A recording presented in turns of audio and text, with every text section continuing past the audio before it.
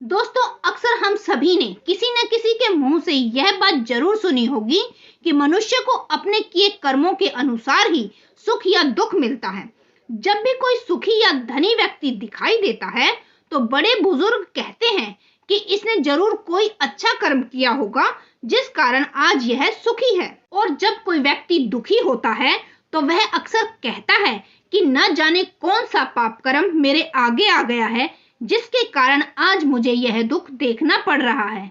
परंतु क्या आप जानते हैं कि पाप केवल बुरा कर्म करने से ही नहीं अपितु बुरी सोच रखने से भी लगता है। आज की वीडियो में हम एक ऐसी सच्ची घटना का जिक्र करेंगे जिससे यह प्रमाणित होता है कि बुरे कर्म के साथ साथ बुरी सोच का भी पाप हमें भोगना पड़ता है। तो नमस्कार दोस्तों, आपका एक बार फिर से हमारे YouTube चैनल डिवाइन स्टोरीज पर तहे दिल से स्वागत है। एक बार एक नगर में एक लकड़हारा रहता था। वह प्रतिदिन जंगल से लकड़ी काटकर बाजार में बेचने जाता था। उसी नगर का राजा बहुत ही दयालु था। वह अपनी प्रजा को हमेशा सुखी देखना चाहता था। वह प्रतिदिन खुद अपनी प्रजा के पास जाकर उसका सुख दुख पूछता था और उनकी समस्याओं का समाधान भी करता था। वह प्रतिदिन उस बाजार से गुजरता था जिस बाजार में वह लकड़हारा लकड़ियां बेचता था। राजा उस लकड़हारे को प्रतिदिन देखता था। लकड़हारा भी बहुत प्रेम से अपने राजा से मिलता था। एक दिन जब राजा अपनी प्रजा से मिलकर वापस अपने महल में जाता है तब वह अपने मंत्री से कहता है कि न जाने जब भी मैं उस लकड़हारे को देखता हूँ मेरे मन में यह ख्याल आता है कि मैं उस लकड़हारे को फांसी की सजा दे दूं, जबकि उसने तो कोई अपराध भी नहीं किया है। यह बात सोच सोचकर मैं परेशान हो जाता हूँ।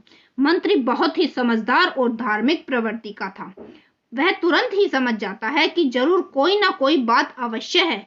बिना किसी कारण के ऐसे विचार नहीं आ सकते। तभी वह मंत्री उस लकड़हारे के घर पर जाता है और उससे पूछता है कि सच सच बताओ कि जब राजा तुमसे मिलने तुम्हारे पास आता है तब तुम राजा के बारे में क्या सोचते हो।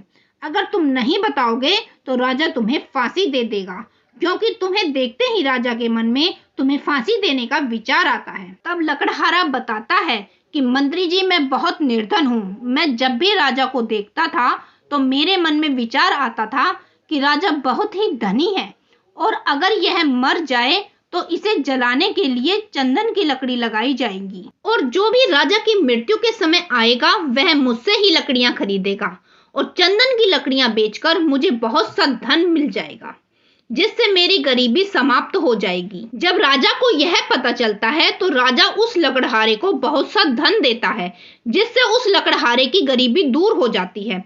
दोस्तों, राजा बहुत ही दयालु था। अगर वह भी क्रूर होता तो उस लकड़हारे को फांसी दे देता। तो इस वीडियो के माध्यम से आप समझ गए होंगे कि बुरे कर्मों का ही नहीं अपितु बुरे विचारों का फल भी हमें भोगना पड़ता है।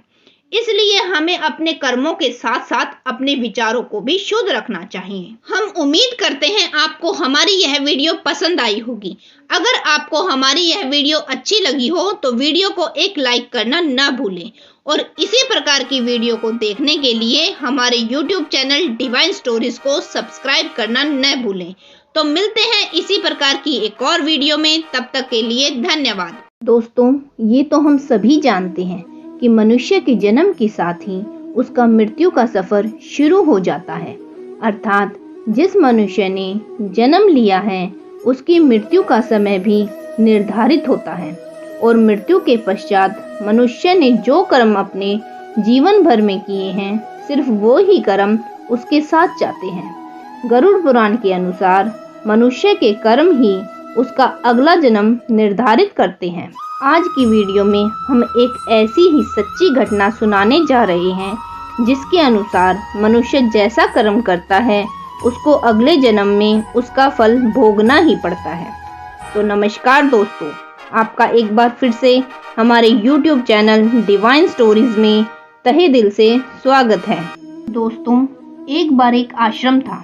उस आश्रम में गुरु अपने शिष्यों को हमेशा अच्छे कर्म करने की शिक्षा देते रहते थे और हमेशा कहते थे कि मनुष्य को अपने कर्मों का फल इस जन्म में नहीं तो अगले जन्म में भोगना ही पड़ता है।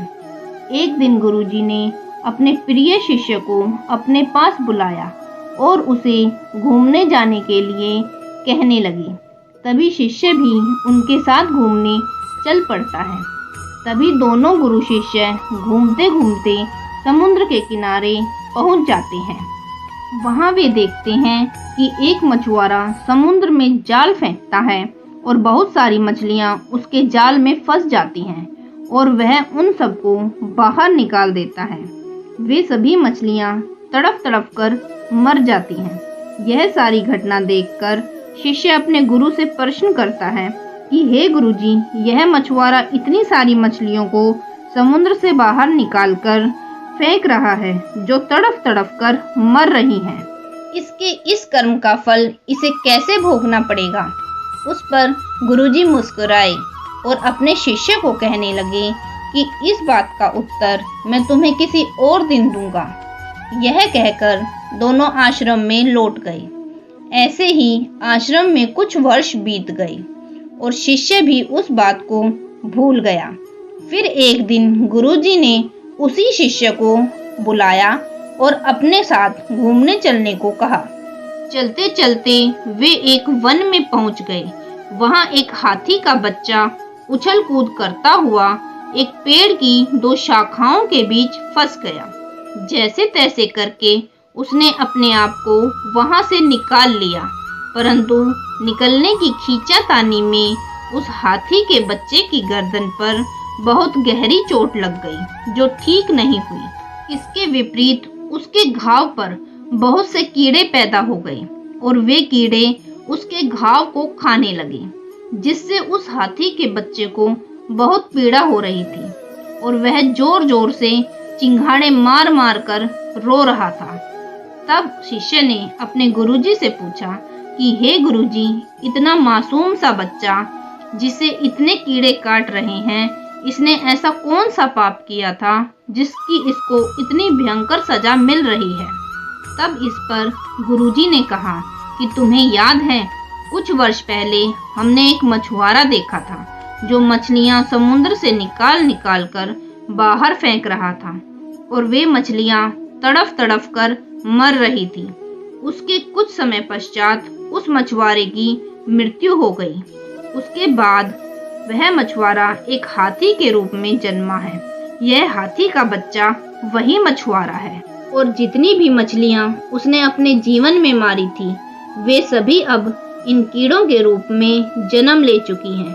अब जब तक यह हाथी का बच्चा तड़फ तड़फ कर नहीं मर जाता, जैसे वे मछलियां तड़फ तड़फ कर मरी थी, तब तक ये कीड़े इसे खाते रहेंगे। यह सुनकर शिष्य हैरान हो गया और गुरुजी के चरणों में गिरकर रोने लगा और कहने लगा कि हे गुरुजी, मैं अपने जीवन में कभी कोई पाप नहीं करूंगा जिससे मुझे कभी ऐसी दर्दनाक मृत्यु मिले। तो दोस्तों, इस वीडियो के माध्यम से आप सभी समझ गए होंगे कि मनुष्य अपने जीवन काल में जो भी कर्म करता है उसका फल उसे अगले जन्म में भोगना ही पड़ता है।